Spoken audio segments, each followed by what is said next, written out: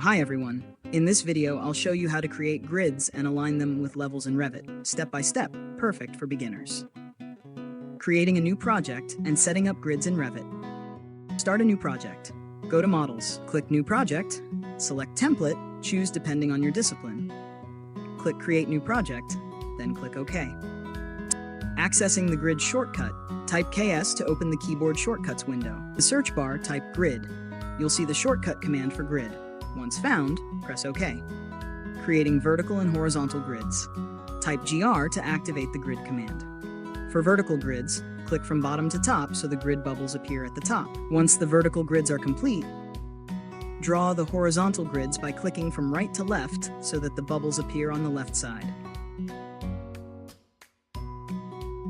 Continue until all grids are completed. Renaming grid lines.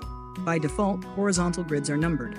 Change these to letters starting from A, depending on the number of grid lines you need. Simply click the number, type the letter A, and continue until all grid lines are renamed.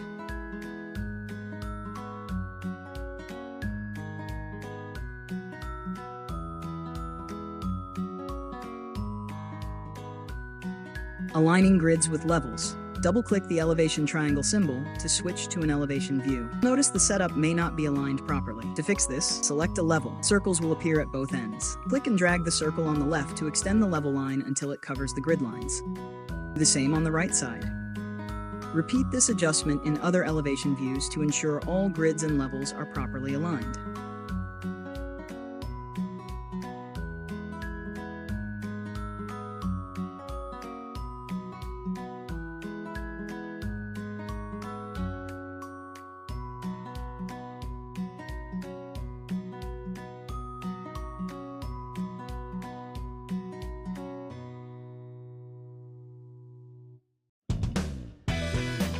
Thanks for watching.